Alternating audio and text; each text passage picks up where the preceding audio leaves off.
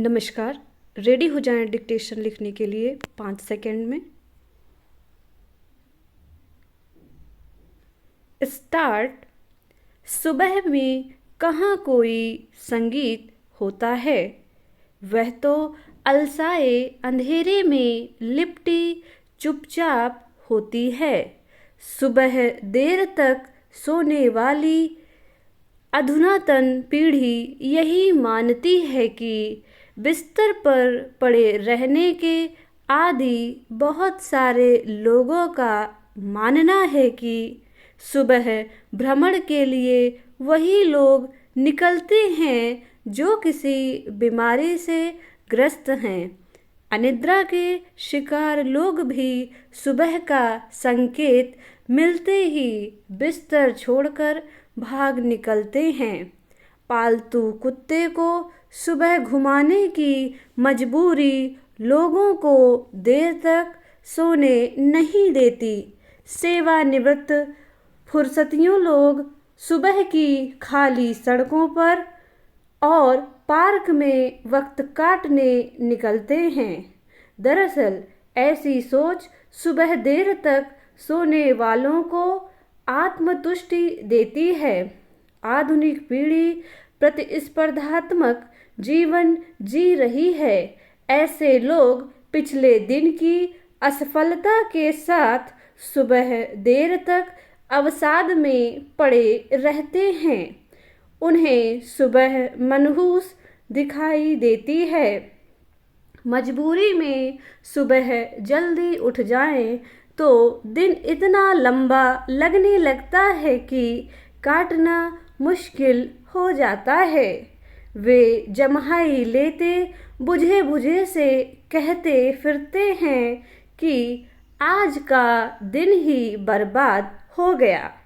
अक्सर देर रात सोने के मानवीय स्वभाव, अनैतिक चिंतन और बेमतलबी उलझन का इल्जाम बेचारी सुबह झेलती है। लोगों का वश चले तो सुबह को होने ही ना दें। दिन की शुरुआत दोपहर से होने लगे। कुछ आलसी लोग जब जागे तभी सवेरा का मतलब इन्हीं अर्थों में लेते हैं। ऐसे लोगों की भी कमी नहीं है जो सुबह उठते हैं और बीते दिवस की सारी चिंताओं का बोझ लेकर भ्रमण के लिए निकलते हैं। ये लोग प्रकृति के संगीत को नहीं सुन पाते। अनेक ऐसे शहर में हैं जहां रिहायशी क्षेत्रों के आसपास हरियाली का अभाव है, खुले मैदानों की कमी है, विकसित उद्यान या पार्क नहीं है। सवाल उठता है कि ऐसी स्थिति में लोग प्रातः भ्रमण के लिए कहाँ जाएं? एक 87 वर्षीय सेवानिवृत्त प्रोफेसर ऐसी ही एक बस्ती में पत्नी के साथ अकेले रहते हैं। इस उम्र में भी वे पूरी तरह स्वस्थ, चैतन्य और स्फूर्ति से भरे हुए हैं। आज भी दोपहिया वाहन और कार पूरी मुस्तैदी से चलाते हैं। उन्हें याद नहीं पड़ता कि कब वे सुबह भ्रमण के लिए नहीं गए। शहर में अपने घर पर हैं तो प्रातः भ्रमण की चूक नहीं होती। ठंड, गर्मी, बरसात, कोई भी मौसम उनके घूमने में आड़े नहीं आता। ठंड में आवश्यक गर्म कपड़े पहनकर और बरसात में छाता लेकर निकलते हैं। इस तरह के लोग किसी को अपने आसपास भी मिल सकते हैं जो नित्य सुबह 4 बजे बिस्तर छोड़ देते हैं। पड़ोस के वे बुजुर्ग सुबह 1 गिलास गुनगुना पानी पीते हैं। ताज़ा होने के बाद एक प्याला नींबू चाय पीते हैं और प्रातः भ्रमण के लिए निकल जाते हैं। उनके घर के आसपास ना पार्क है, ना हरियाली और ना कोई मैदान। शहर के खाली रास्ते के किनारे किनारे दूर तक पैदल निकल जाते हैं। वे इस दौरान मोबाइल के उपयोग से बचते हैं। ना कोई संगीत, प्रवचन या भजन सुनते हैं और ना ही किसी से बातचीत करते हैं। एक साक्षी भाव मन में रखते हैं। आसपास जो है उसे ऊपर बैठी परम सत्ता की अनुपम कृति मानने का अपना सुख है और आत्मसात कर लेना शांति की राह जो है जैसा है अपना है, इस जीवन का हिस्सा है।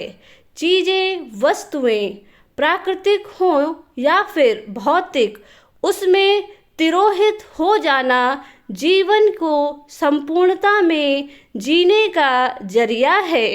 गौर से सुना जाए तो सुबह की नीरवता में भोर का संगीत सुनाई देने लगता है।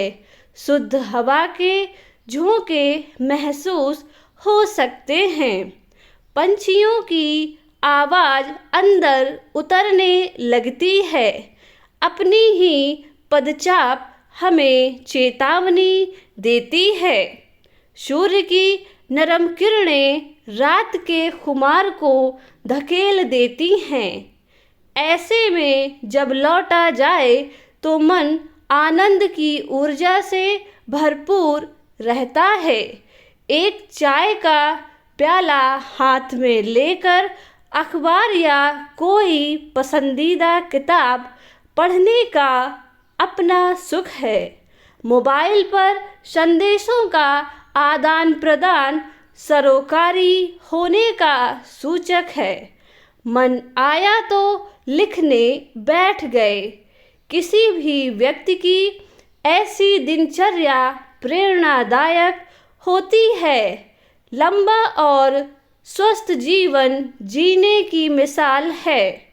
हिंदी फिल्म बूंद जो बन गई मोती में एक खूबसूरत गीत है जो सुबह की खामोशी में प्रकृति के संगीत को महसूस कराता है। हरी भरी वसुंधरा पर नीला नीला ये गगन कि जिस पे बादलों की पालकी उड़ा रहा पवन। दिशाएं देखो रंग भरी, दिशाएं देखो रंग भरी, चमक रही उमंग भरी। ये किसने फूल फूल से किया श्रृंगार है। ये कौन चित्रकार हैं। यह उस दौर का गीत है जब भरपूर प्राकृतिक नज़ारे हमारे आसपास थे। आज शहरी इलाकों से प्रकृति लगभग पलायन कर चुकी है।